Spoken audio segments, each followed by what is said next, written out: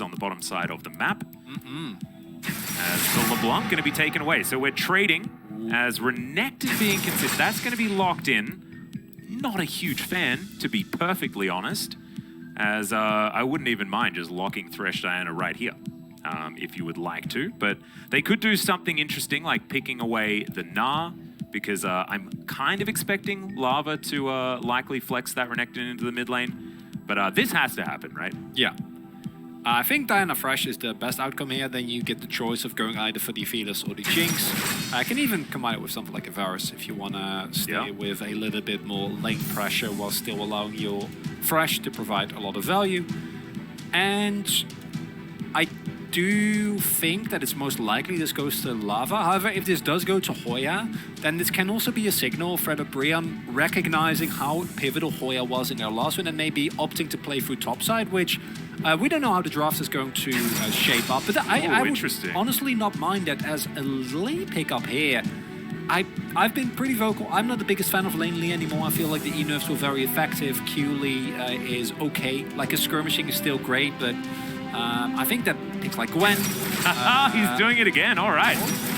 Is one undefeated champion is in fact Lilia. I am talking about a sample size of one. However, they were able to win that game, and that is definitely important, as Varus is going to be picked up alongside it. And now Jet to make his choice as well.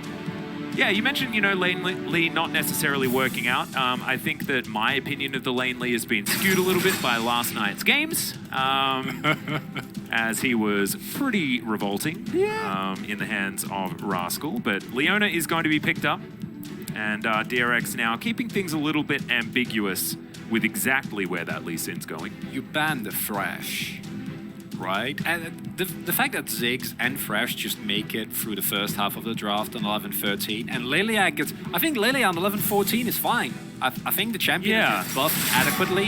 Her early game not as oppressive as it used to be, but the extra sustain makes her quite strong. But to then see her picked up over champions like the Ziggs, that nice to get banned is rather unfortunate. That's a fresh ban, right? You're not gonna... I think it should be. I like the Braum ban as well, but I think that you might want the Thresh to put on top of it. However, maybe they're just reading Fredit Brion as not really wanting to play that sort of safe style on the bottom side, probably looking for Delight to have a little bit more engage, and that is what they're going to go for, as the Gnar is going to be banned away from Hoya, expecting Lava to be playing the Renekton one more time. Which I don't think is a bad call. If you look at the... Ooh, not a fan. I get scared of Jhin picks because they just have not worked here in the LCK. No, I think that Jhin is one of those champions where in theory you can see what he should provide, and I think we have some teams that can play around it, but most teams the pick just feels like he soft loses lane and then does nothing. Yeah. I think that in dive comps, if you play it well, and you actually utilize the long-range engage that he provides, the catch potential, then it's great. It is. We are engaging. Okay. As we slightly expected, Rakan Delight coming in with the counter pick for himself.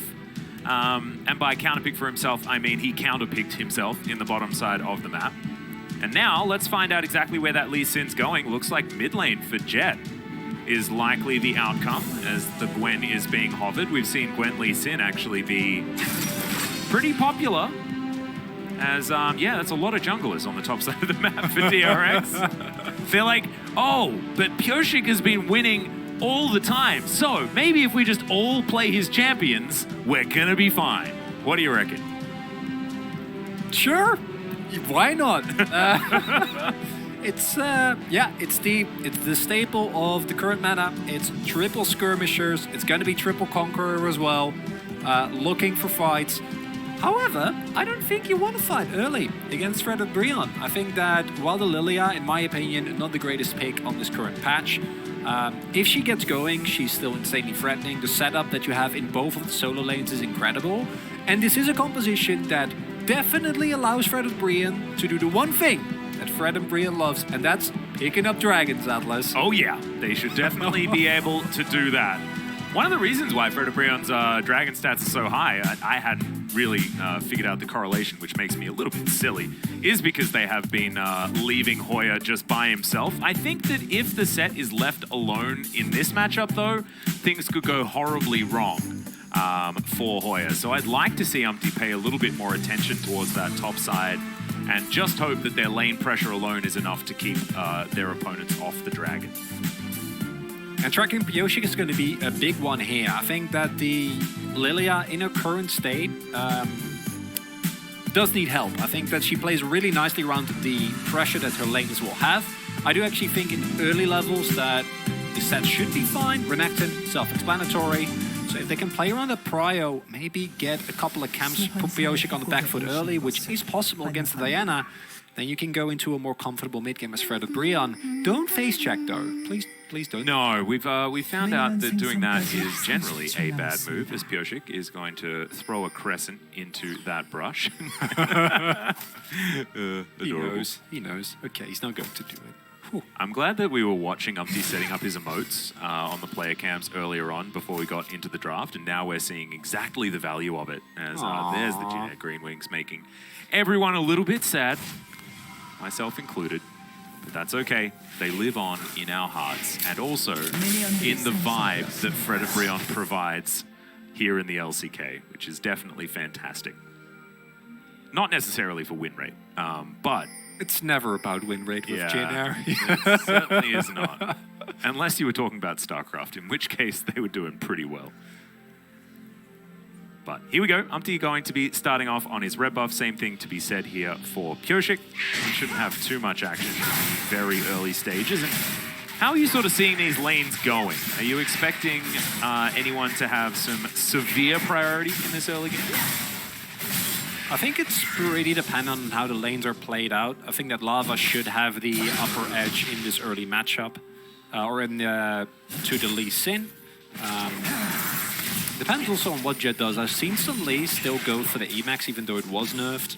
A lot of Q-Maxing around as well, with Q-Max obviously being really good in 2v2s and skirmishes, but just not doing that much in lane. It's really hard to get prio. I believe our first Q-Max Lee Sin mid was in fact Jet last time that they played. Could be the case. And I don't mind it. It just provides different strengths and should be played around accordingly. And as we can see, one of the benefits that Lilia does have is that her early clearing is really nice. Should be able to generate a free tempo advantage. Kingen, I think this matchup can generally be okay for the set if you're able to actually get on top of the Gwen, but with the Ignite, there is no actual threat, and as Hoya, you need to play very respectful. Umpty is perfect towards top, so yeah, well, I'm personally hoping that Hoya gets a little bit more help. I hope so. That will allow him to actually frontline for this team, which could be pretty valuable. But instead, Umpty's going to wrap around and look for a potential gank here onto Jet, who's just going to safeguard his way to safety, as Umpty's just going to come through and help shove this lane out. For Lava, a lot of spinning going on between these two champions, which is certainly on theme. I like that. Yeah, not the biggest fan of Umpty's pathing here, unless they set up a play on bot side, which I don't think you can do with all the summoners available, and because his topside cams are up. No, that's a risky gank. Jet sees the Renekton slice and dice in, is like, no, actually, I would not like to be a part of that. Yeah. And it's a good read by Pioshik, I say, as I thought he was going to actually clear, but it looks like he is instead just going to back, with some vision though. Yep, steals a little bit of experience to Umpty as he has vision on him. Hoya had a bit of an accident up here towards the top side, but Kingen doesn't have a lot of mana, so that might help the set stay alive. Not to mention his health regen being pretty high, as Umpty's going to be standing on a ward, but there's nothing that DRX can really do about it. And Lava's continuing to have a pretty good time slicing and dicing around here in this lane, as we can see. And Umpty still not going for the back, now moving again towards the mid lane. Gonna be able to take away some Raptors here, and that should put him on a much nicer pace than he would otherwise be. Can then back, get a nice first back in, and go from there. Yeah. So nice little steal there, and this is in line with what Umti wants to do. And I think the fact that those Crocs are down should also tell him where Pioshik is. Gonna go for a play on top side.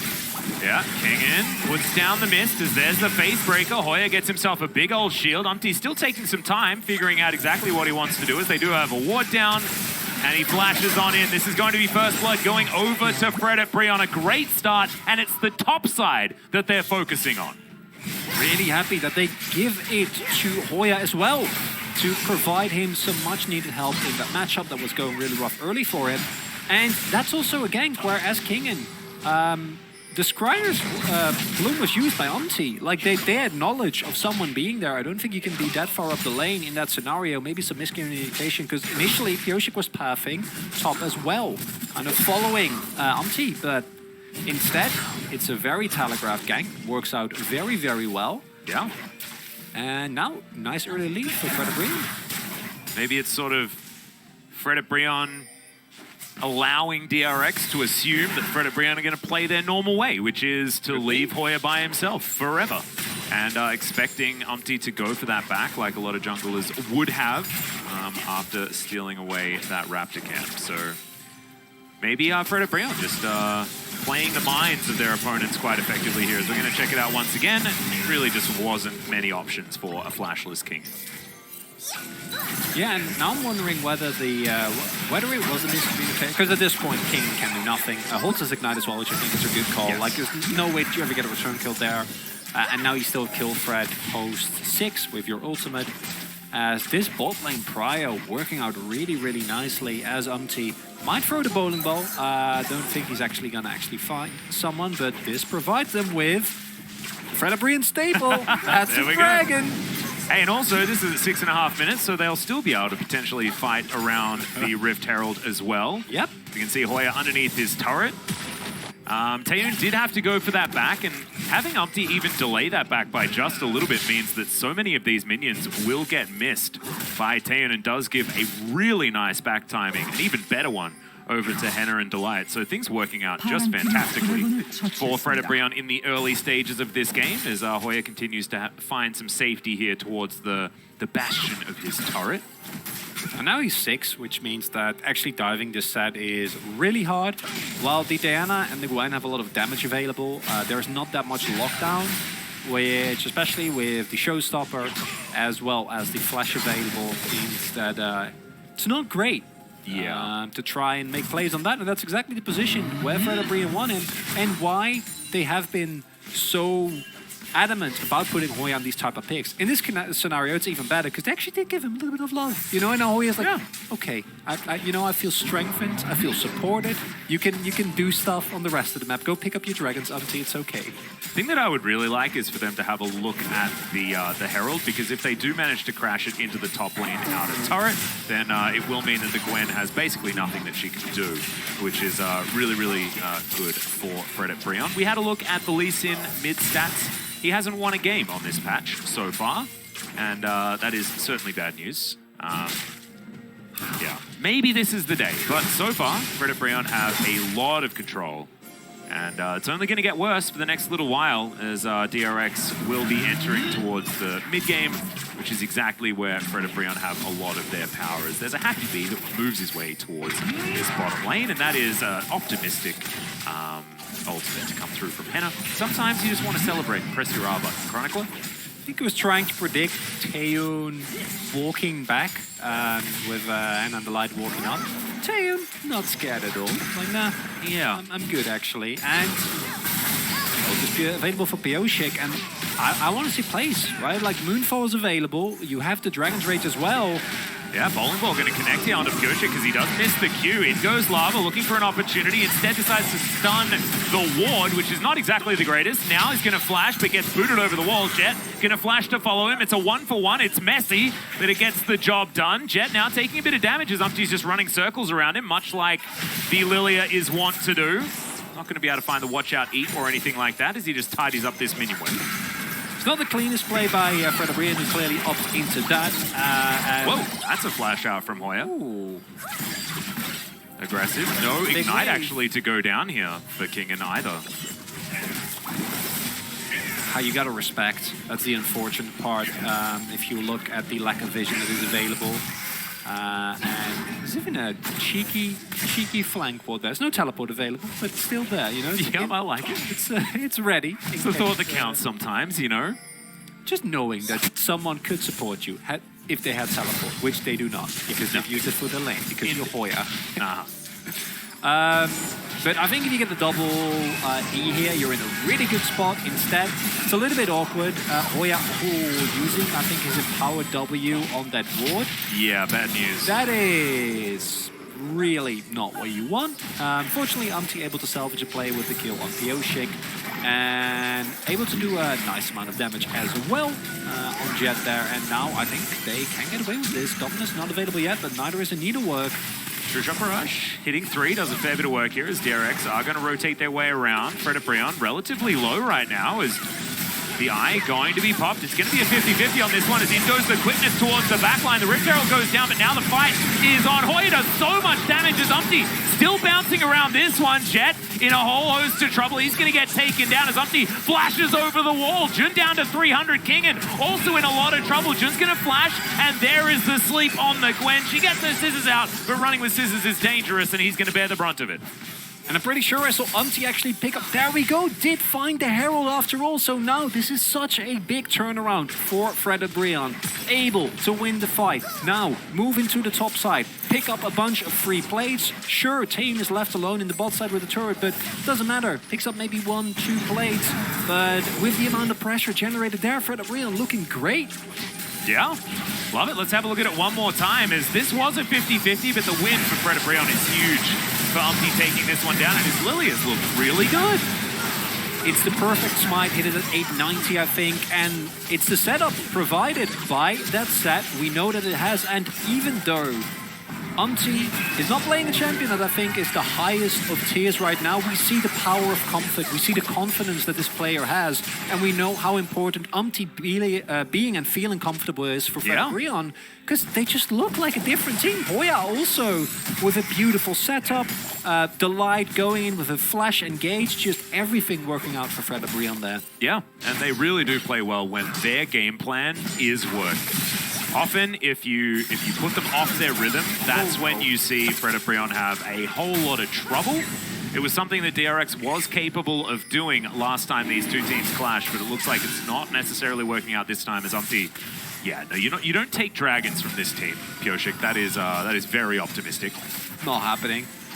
And now as DRX, it's a bit of a worst-case scenario.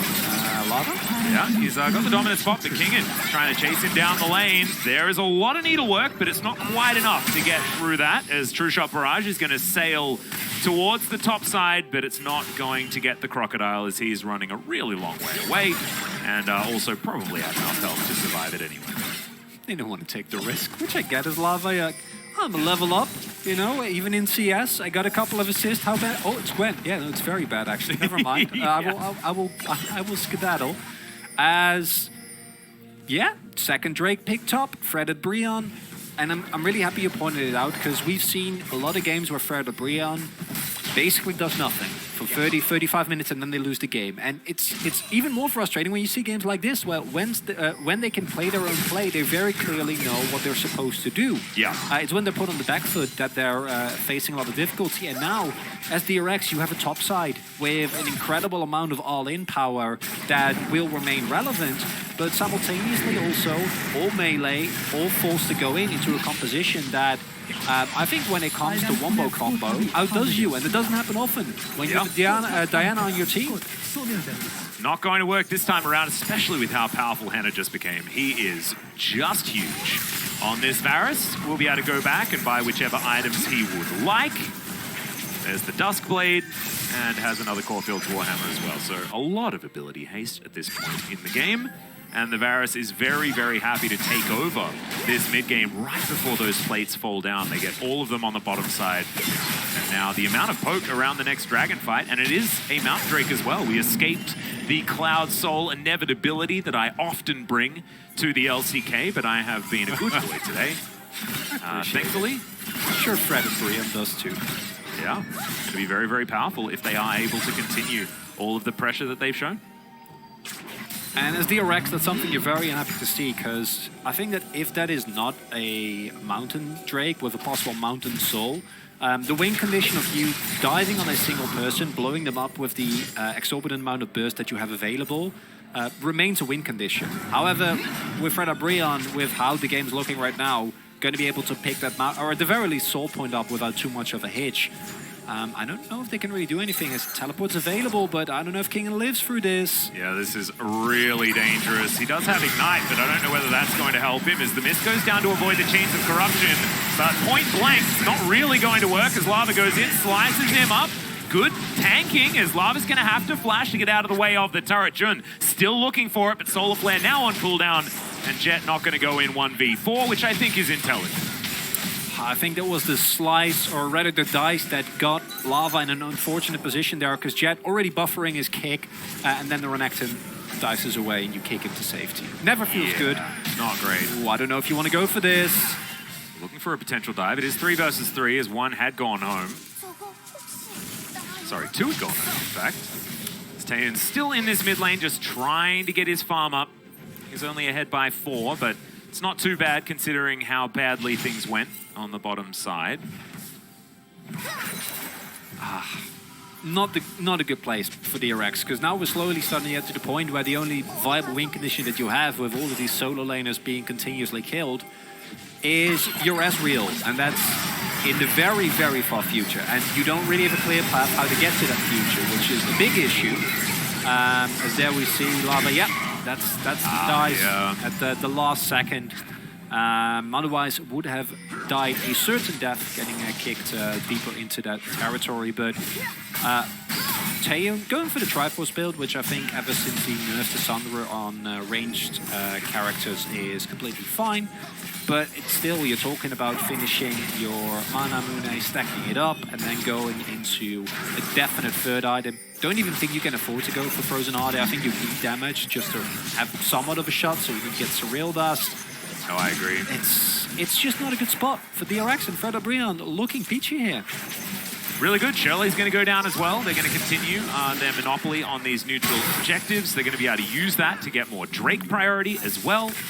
As Henna doesn't have Flash, but he does have his ulti and his cleanse back available once again. Flash onto Hoya is very important. Same can be said for Umpty, who has broken his stopwatch, so needs to complete that Zhonya's before the big plays can be made. As that piercing arrow was not exactly the greatest from Henna, but hopefully we see some better ones. As 8 seconds, and then we'll have our first Mountain Drake of the game. And it's exactly what we were expecting here from Fredit Brion. Be able to charge Shirley towards the turret, continue this pressure. But Kingen does have control vision here in the river, and DRX are looking for an opportunity to engage. Jun looking for it, but not actually able to connect the Zenith Blade, and that is going to say no to that. Nice sidestep by Lava. Fredit Brion don't have to go for this Drake. They can instead use Hoya, but Hoya's not really threatening anything right now, so I would rather see him move in, which he most certainly is doing. And I think as DRX, the moment that Hoya joins here, we need to recognize that funneling through that choke point is not going to work out well for you. But Fredit Brion a little scared here. Not sure why with the lead that they have right now. Yeah, they can just take control of the river, as they do. Just wanted to get the shove in mid lane. Yeah, DRX doing a lot of milling about. They were able to dance away from a lot of that poke, but milling about, not going to get you a Drake or win you a game, to be perfectly honest. So we got to see some more decisiveness out from DRX, and just missing one Zenith Blade doesn't mean that you've lost all hope of winning a potential team fight. But they are still behind, and that is only getting worse the less and less they do. I like the sidestep from Lava. Yeah, he's a big crocodile. He might be. That's true. I have dominance. I can tank. He wouldn't be able to tank that. Might still be fine with the fight with the lead that Fredit Brion have at the moment. Because while in terms of gold, this isn't the most impressive gold lead that we've seen by any margin. The 3 dragons, as well as the pretty horrible state of the very all-in top side of DRX is just not in the greatest spot. However, if you can slow down this game, if you can pick up the next dragon, get towards the second item spike on a bunch of champions, and maybe bait Fredit Brion into overextending on side lanes, you might be fine. But Fredit Brion, they're not really a side laning team, Atlas. They're a, then strong to get, except Hoya. But it's post-laning phase, so even Hoya can join the party now. Yeah, and also Hoya wants to, right? He's playing set. He's not necessarily a side lane champion, especially not into Gwen, who should be winning that one. Also is going for the side lane build in the Nashor's Tooth second by the looks of that recurve bow. So haven't really been seeing it that often. We've seen Zhonya's second more often than not, as a lot of our Gwens have been A, coming from the jungle, and B, wanting to teamfight a little bit more. And I would have preferred that here as well. Yeah, from Kingen. I think Kingen is one of the unfortunate, perhaps even the most unfortunate victim of DRX's current losing streak, because I think his play has looked increasingly lackluster, and that is not due to the quality of the player. I think Kingen was one of the most surprising players to me in spring. Looked incredible. One of the key reasons why DRX was able even to string together that incredible amount of wins. I say incredible because it was way more than expected, and it also fell off very hard come playoffs. Indeed. But he's just not looked great, and in this scenario, you're going for a side laning build into a set that is never, ever going to actually engage with you. And a Fredit Brion that has so much map control that if you try and get pressure inside, I think either they hard engage on your team with the plenty of amount of hard engage they have available, or they pick up a Dragon or a Baron, and then you just lose from there. And I do want to talk to you about the Gore Drinker that Hoya has picked up as well. How are you thinking about this one? I know that Stridebreaker, far less value for set. He loved the reposition. But is it now Gore Drinker set? Is that the thing? Because we've still been seeing Stridebreaker more often than not. I think this is 100% better on the set.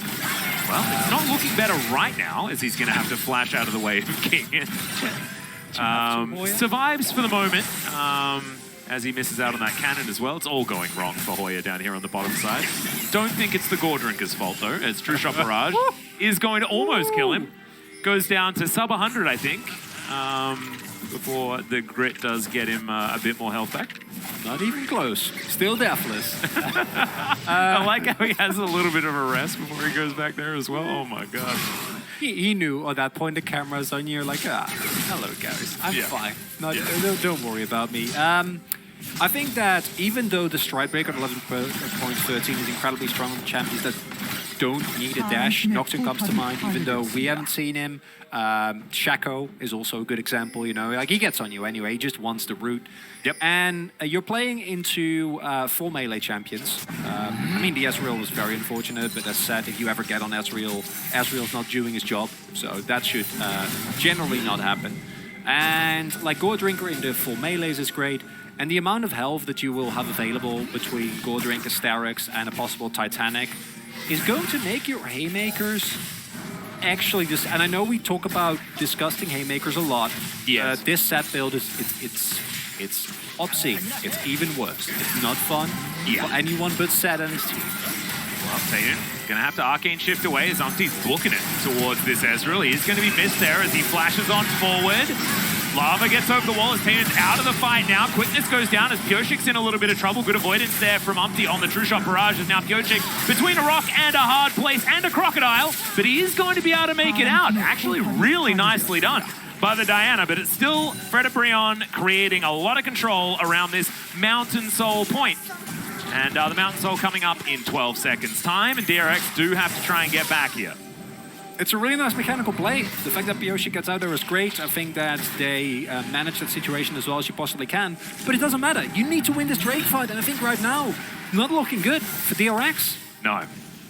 As the Diana is probably going to be able to make it back here, as Fredit Brion probably wanting to land a little bit more poke before they get this fight started. Tayan in a bit of trouble off towards the backside, but if he can get in a good position, might still be able to get enough work done. As you can see over this wall, it's working out. It's Chains of Corruption connect onto Kingen, but there's no engage.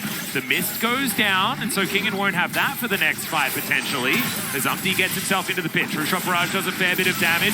In goes Jun now, but immediately gets brought out. It is going to be Mountain Soul, and Umpty goes Golden Delight. Gets a great knock-up, and now the AoE flies forward. DRX are just falling like flies, but Tayan's still alive. Jet and himself still trying to fight this one out, but they haven't been able to find any kills at all. And the Mountain Soul shield goes back up, and it's basically just saying no to DRX. Pivotal play there for Fredit Brion. That's the Mountain Soul that takes so much power away from DRX. Now they're already unlikely roads to victory, even more unlikely. And it's a textbook Fredit Brion game. Like your games where they look good, it always follows the same pattern. Yeah. Umti finds some early outplays. They start stacking the dragons. Their team fighting in coordination as a team is really nice. It's a bit one-dimensional, but like what they do incredibly well. You see it here. You really do. You also see what we've been scared of for DRX as well, not really being able to make any plays whatsoever. This was a great escape from Kyoshik, but a great escape doesn't win you games. As he tries to avoid it to get out. Really good use of his dash cannon in order to create the space. And this was great, and I commend June for saving his teammate, but also now you have no solo player in this fight. And it might not have made a difference as it is very late smite at 260 health on the dragon. Almost went the other way. Even if it goes the other way, this fight with the gold lead that Fredit Brion have, not going anywhere. At no point is Hannah actually threatened. Lava has hit his 2-item power spike just before this fight, so you're never ever killing the Renekton. And this ties into, you know, the topside composition that you drafted as DRX. It's 3 melees into Renekton and Set, and a Lilia as well. Wow. Is this an LCK wide, or is this just Fredit Brion? I'm interested in what that stat is. As Lava is now going to get caught. They will be able to kill the Crocodile, but they will lose an inner turret for it. It's Fredit Brion's win rate with a gold lead at 25 minutes. So, Actually insane. yeah, not bad. 11-0. As that, I believe, includes last season as well. As, yes. I think. I don't know. As that's a flanking teleport, let's see whether DRX can actually make this one happen. In goes Kyoshik, finds a 3-man Moonfall, but do they actually have the damage? Henna goes gold with his stopwatch, flashes away, and now the 3-man Facebreaker is the follow-up. Fredit Brion, their wallet's just a little bit too heavy as Taeyeon's going to get flashed on by a Rakan and taken down. In the meantime, Pingen in trouble. Did manage to heal himself up a lot, but Umti is just so damn strong and so lithe as well. There's the flash over from Hoya and picks it up with the haymaker. The ace comes through. 4 members of Fredit Brion are going to look to break the base. It's an up-tempo Fredit Brion, and there you see the value of that Mountain Soul, the reason why Fredit Brion puts so much importance on it. Even if Diana finds a 3-man ultimate, doesn't even matter. Kyoshik doesn't, even with 2 items, can't barely get through that shield. The rest of the team already too far behind. And not gonna end, which I think they can push for it. I don't think they need to. And Fredit Brion going for a safer play. Completely fine by me. Yeah, just going to go for a bit of a reset here as we're going to check out Lava dying quite a while ago as, of course, our replay team just really wants to get all of the replays possible. You can look into that order. And the needlework is going to be able to finish off the crop. You invest 4 people into this, right? That's the problem. And that's what makes it not really worth it. Oh, normally that's game ending, right? This is like... Basically, a 4v5 ace is just not what you want. No, it's not even base. Like there is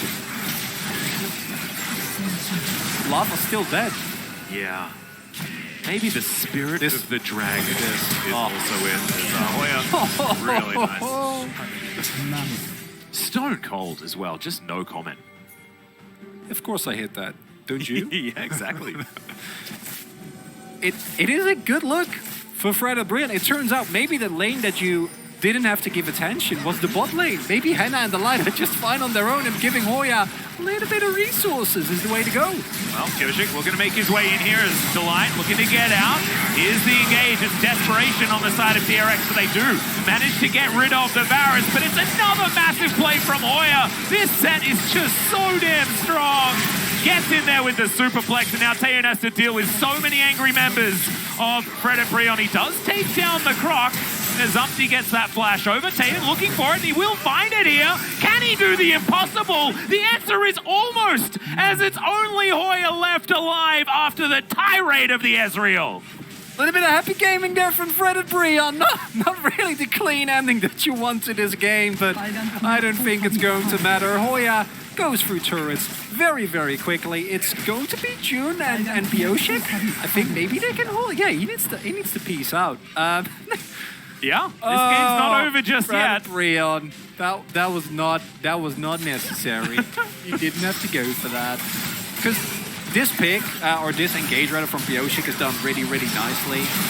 But you can still win this fight, and they basically do, right? Because they're this far ahead. Even engages this powerful don't actually mean that much. But then they dive one turret deep. That's still okay. However, this is 4 against 1, and Taeun takes 3 of them down. He went for the frozen heart. He doesn't die.